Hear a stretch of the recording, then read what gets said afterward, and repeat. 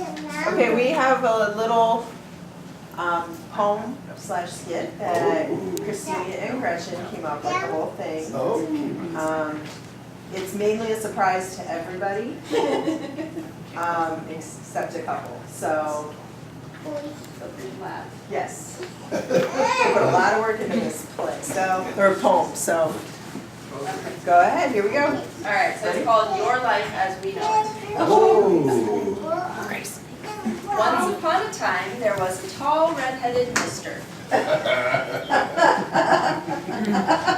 had a black-haired brother and a blonde-haired sister. He came from a small town in Nebraska called Sterling and went to UNL to study engineering. At the same time, there was a pretty girl. Sports, music, family was her world. She too went to UNL to learn to be a teacher. And here was God's plan that the redhead should meet her. They met a few times, but it wasn't love at first sight. When at a volleyball game, Jim made things right.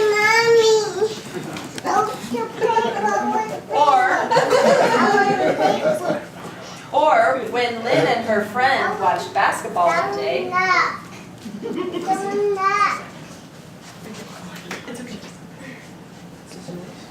Jim plopped his bag down and said, "Oh, you came to watch me play." That was good. He took her on a date and a thought crossed his mind. What religion are you? Catholic. What kind? With matters of family, Jim said he'd want. 10 kids or so. Lynn's eyes just widened and she said, Whoa, whoa. but soon they went steady. Around her door was bread and a goal by her entry. That's your weight? Jim said. They dated a while, but something felt wrong. So Lynne wrote Jim a very nice Dear John. Thanks. That's a thanks. Very good. But Jim didn't get it. He didn't have a clue. He really wanted to see her. He knew just what to do. Nana came running with curlers on her head. Lynne, it's Jimmy. Get out of bed. He'd driven to the Bovics, spent the night in a sleeping bag. I'll show him. Walked downhill, Peg. They eventually talked, and then things clicked. Because Jim had secretly been learning, and Catholicism's what he picked. Not for me, you didn't, she said, quite surprised. I did it for my soul, as Father Caleb advised.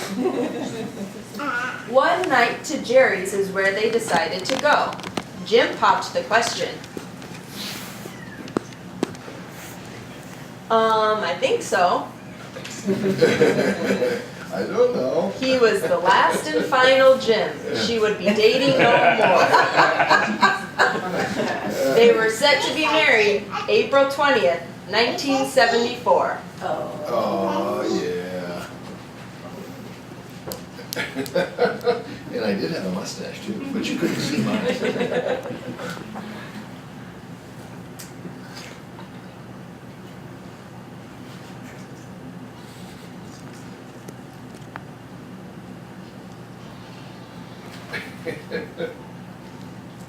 Is that basil? To cover her fat arms, a bishop's sleeved dress. She saw Jim from afar. His hair was a mess.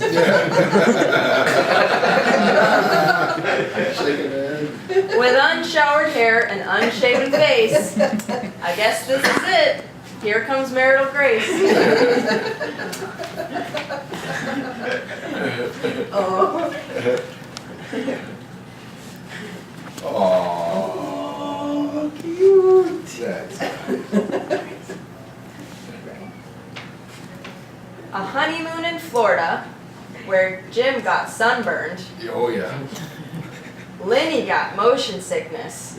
All the things they learned. just getting used to each other in their new life. Like when Jim rolled over and gave Lynne a black eye. Yeah, I did. Life was just blissful, a young couple in love. But soon God would send 7 miracles from above. Maybe she was scared, or she thought she wasn't ready, or maybe just hormones made her cry into spaghetti.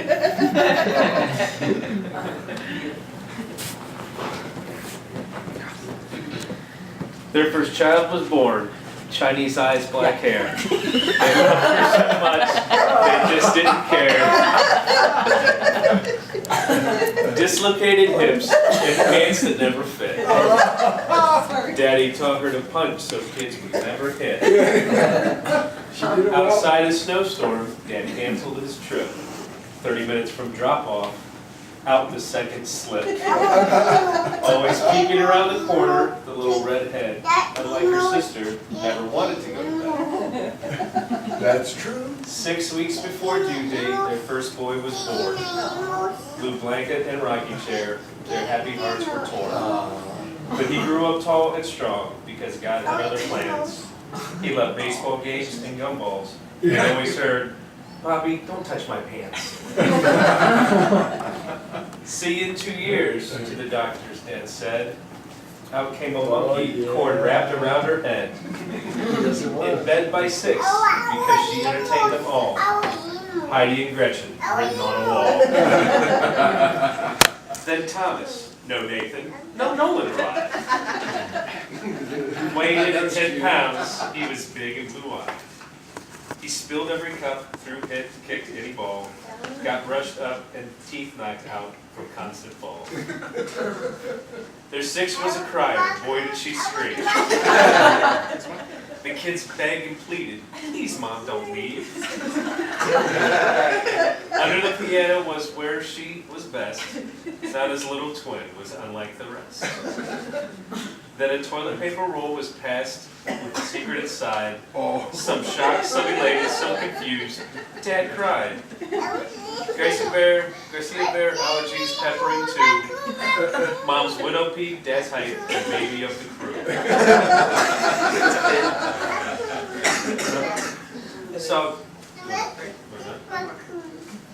So John Paul II came back with Abby. Houseboats, haircuts, homeschool.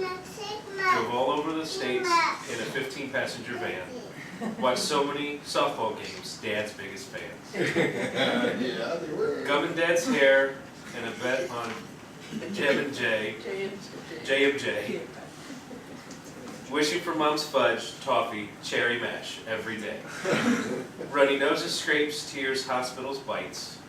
You look at us now, it was all worth it, right? Oh, yes, it was.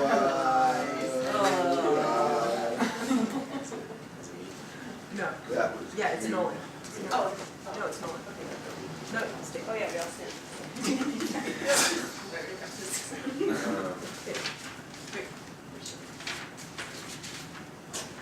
Oh, but their story continues. No, it's not done. The oldest girl's grown. They've gained 3 sons. Yes. All very different in their own ways, but believe it or not, they're all loved the same. Yes. First came Mike, a funny restaurant manager. His whole world changed when he laid eyes on her. He gets all Mom's jokes because, yes, he's that old. Doesn't matter. You saved her, was the best he's been told. Next came St. Daniel. With his Louisville drawl. The family loved him lots, so it's worth the long haul. Like his father-in-law, liked stargazing and engineering. And for the Hardens' first date, talked to bet on horse racing. Then there was Eric, all rough and tumble. Hey, there's a tall volleyball player, to Gretch dad would mumble. He deals with crying, emotional craziness from hundreds of young women, which is great practice for their 40 future children. That's cute. And those 3. So,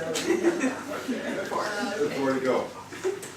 Oma and Papa's happiness grew with the birth of their first grandchild. Ah, yes. Hannah Rose, smart, kind, silly, but not wild. That would be Gracie.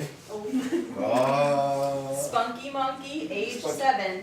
And we cannot forget baby Michael up in heaven. Yes. Then came Techie, animal-loving Finley.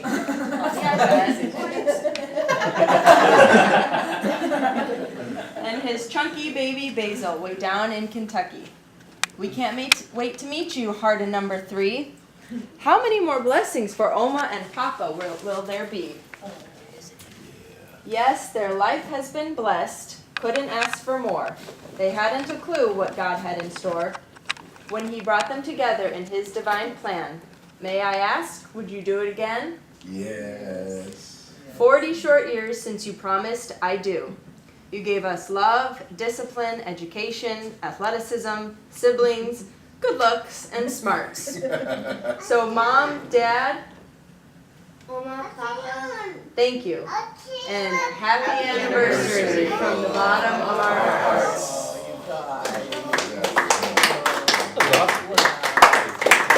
This time I wouldn't say, I think so, I would say definitely.